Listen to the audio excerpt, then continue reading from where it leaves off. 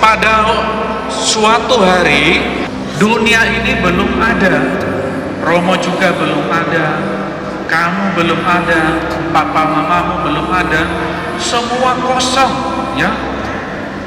Kalau tidak ada apa-apa, maka kita tidak mendengarkan suara, tidak ada burung, tidak ada suara air. Waktu itu semua diam, tidak ada suara.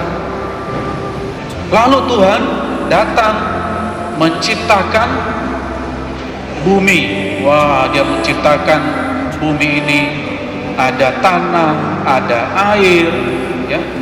Mulai tumbuh pohon, diciptakan burung-burung, diciptakan terang yang tadi gelap menjadi terang. Jadi Tuhan juga menciptakan ikan, menciptakan hewan, menciptakan manusia, ya. Jadi Tuhan menciptakan semuanya. Semua yang diciptakan Tuhan hidup dalam damai. Semua damai. Apalagi manusia tidak bertengkar. Tidak ada anak-anak yang mencubit temannya. Tidak ada anak yang mencuri, mengambil barang temannya. Semua saling menolong. Semua damai, baik. Lalu pada suatu hari, manusia pertama namanya siapa? Adam dan Hawa. Suatu hari Tuhan berkata kepada Adam dan Hawa, "Hai Adam dan Hawa, jangan makan buah pohon yang di tengah-tengah itu. Boleh kamu makan semuanya, kecuali yang itu. Kalau kamu makan yang itu, apa yang terjadi? Berdosa. Dan kalau sudah berdosa, masuk neraka." Nah ya, jadi apa yang terjadi? Datang ular. Ular bilang kepada Hawa, "Hai Hawa, ambil itu. Enak buah itu. Nanti kalau kamu makan, kamu akan menjadi seperti Allah." Maka dia tergoda. Wah, nanti kita jadi seperti Allah. Maka dia datang kepada Adam. Adam, kata ular, kalau kita makan itu, kita pasti seperti Allah. Lalu mereka makan. Makan. Enak. Lalu mereka mulai sadar bahwa mereka buat kesalahan. Lalu apa yang terjadi? Tuhan manggil, "Hai Adam dan Hawa, kamu di mana?" Mereka bersembunyi. Karena apa? Telah berbuat dosa. Biasanya kalau anak-anak mencuri, ya, anak-anak mengambil sesuatu, berbuat salah, apa yang terjadi? Anak-anak sembunyi. Nah, itu juga yang dialami oleh Adam sama Hawa. Lalu Tuhan mengusir mereka dari taman. Kalau dulunya hidupnya baik, enak, ya, lalu kemudian diusir, lalu mereka hidupnya susah. Bukan hanya itu, adik-adik. Tadi Romo mengatakan ikan pun tidak bertengkar. Lalu mulai saat itu, ketika manusia berbuat dosa, apa yang terjadi? Orang saling membunuh. Kain membunuh Abel. Bangsa yang satu bermusuhan dengan bangsa yang lain. Warna kulitnya hitam bermusuhan dengan warna kulit putih. Jadi semua hidup tidak dalam ketenangan. Mereka hidup dalam kesusahan.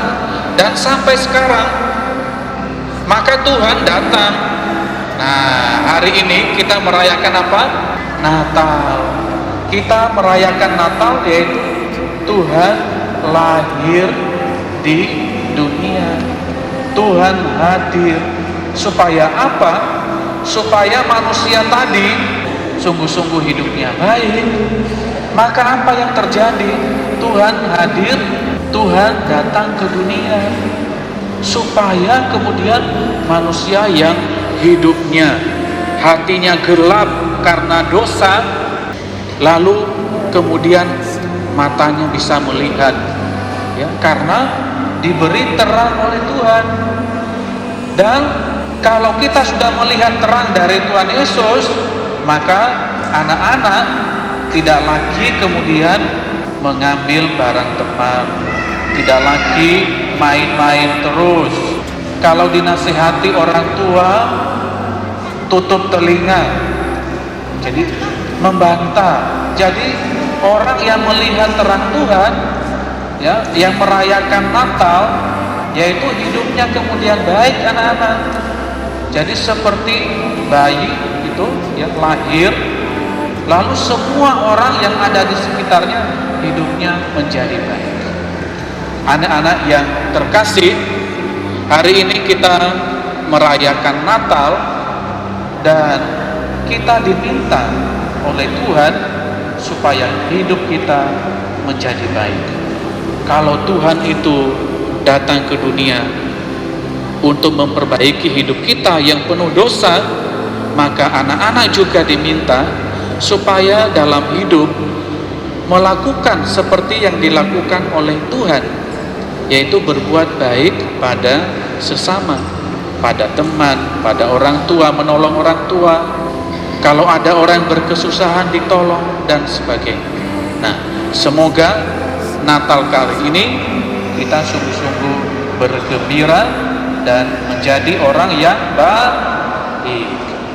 Nah, Roland sama Michael, Kak Yogi mau tanya, tadi apa yang Roland dan Michael dapat pada waktu romonya khotbah dari misa hari ini? Dari Roland dulu.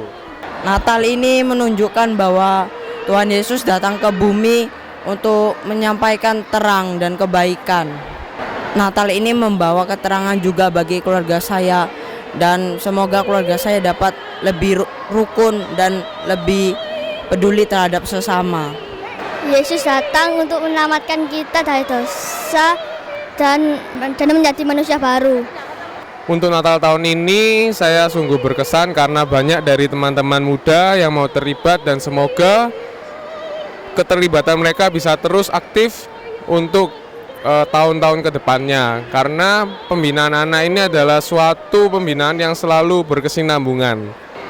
Kegiatan dia di paroki kita yang rutin adalah sekolah minggu, dimulai jam 8 sampai jam 9. Acaranya seperti ada pujian, firman, aktivitas, dan kita doa bersama. Selain itu kalau Natal, Paskah, dan juga ada acara lain-lain yang kita adakan rutin bersama untuk saling mengenal antara pembina dengan pembina dengan anak-anak, dan juga anak-anak dengan anak-anak juga. Harapan untuk anak-anak, orang tua yang punya anak-anak usia biak, semoga mereka tidak hanya menitipkan anak-anak di biak saja, tetapi pembinaan itu ada di dalam keluarga masing-masing. Karena kita yang di biak itu hanya bertemu ya sekitar 2 jam atau 1 jam dalam seminggu, tapi orang tua yang lebih banyak, sehingga harapannya orang tua bisa lebih membina anak-anaknya kayak gitu.